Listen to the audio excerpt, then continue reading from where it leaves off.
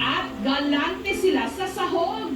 May 100 ng sangkap, kabilang na ang sarili nilang gawa ng minatamis na garbanzos. Ito ang the best. Original din naman sa halo-halo. Pero ang pinakasikreto raw kung bakit sila binabalik-balikan ang linamnam ng kanilang toppings na leche flan na iniluto pa sa antigo at napakalaking lyanera Ito ang pamana sa amin ni Lola Nene na llanera ng leche flan.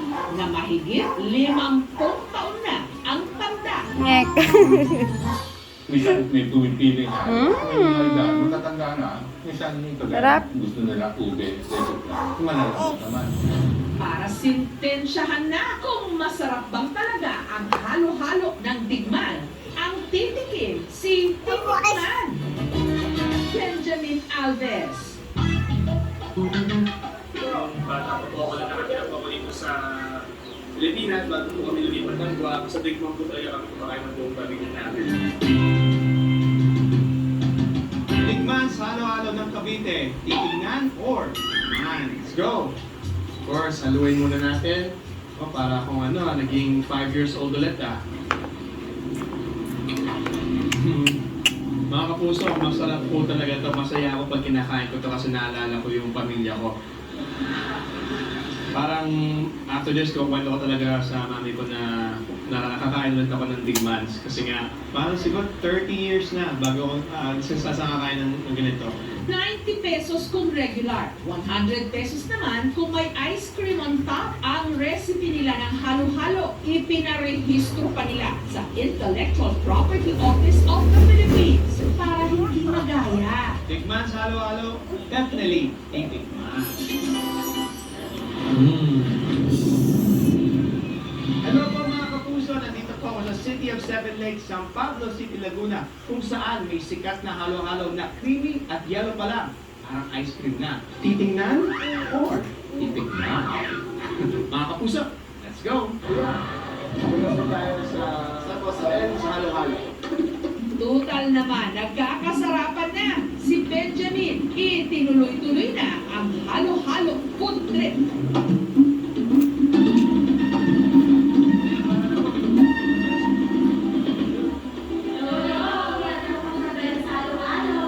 Mga kapuso, ako po si Ben Alves. I am Ben Pasco. At ngayong araw na to, kami ang Ben and Ben. At malalaman natin ngayong araw na to kung ang Laguna's Premium Halo-Halo ay titignan or Titikman. titikman.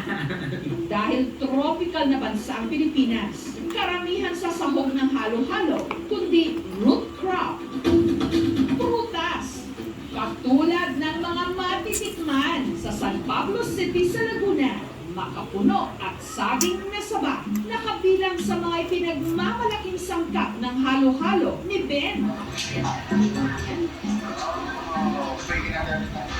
So kung mapapansin mo, itong mga sabi na to is sinasadya namin ito talaga na maging override para kasi naturally sweet siya. At saka pag ito yung niluto natin, nilagyan natin ito ng asukal at tumamig ay hindi siya tumigas.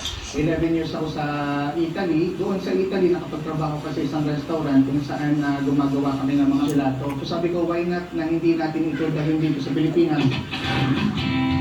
Kaya raw na naisip na ang yelo sa kanyang halo-halo gawin na rin gelato.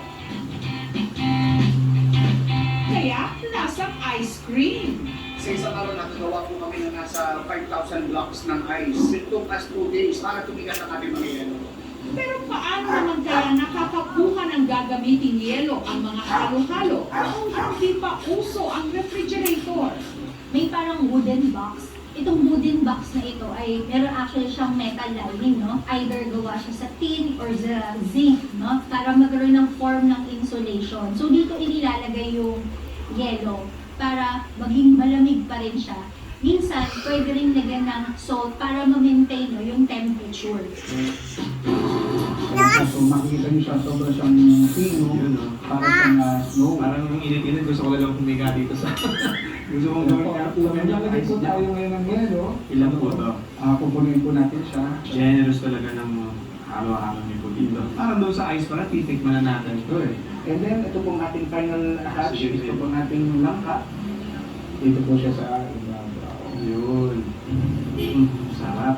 Mamaya na po yung order nyo sa akin na lang. Sa akin na lang. Lagi pa na. Ang sarap naman yung ano. Ang perspective sa Sahal na. Parang ice cream ano, no? Parang wala kang magiging bite dito na hindi ko malalasahan yung buong halo-halo pa na. Hindi ko nararamdaman yung summer kasi napaka-refreshing at napaka-lamig at masarap. Apat na taon na rin nung una namin itinampok dito sa KMJS ang halo-halo ni Ben. Kung noon, 18 lang ang kanilang branches. Ngayon, umabot na 62. Mantakin nyo. Nakatulong ng higit sa aming komunidad yung pagkaka-expose namin sa KMJS. Mas lalo kaming nakilala, mas lalo tuloy kaming hinanap. Kasi kung mapapansin nyo, ang lugar namin ay liblib na lugar, pero ang dami na ngayon dumadayo. At meron sila ritong halo-halo na ang sangkap kakaiba. Sili at itlog na maalat. Masarap na yung saltiness. Kasi nga, yung minsan, pag sobrang tamis naman, nagpa-plateau yung lasa. Haluin na natin. Ayan. Pero ako mahilig talaga ako sa maha. Yung cream nila, yun talaga nagiging base yung sili. Naubos, So ma. kahit lagyan ko pa ng marami, Yan mo kung yung mukha talagang mo hindi siya sa- makarahit, tamis-approve siya. sa- Sarap. Susunod dito sa surfing capital ng Pilipinas, Isla Siargao, ang kumapit. Halika kay mami, halika muna kay mami. Halika muna! Ay, wag ka muna magpunas. May malaking tipak ng ube ice Wala. cream.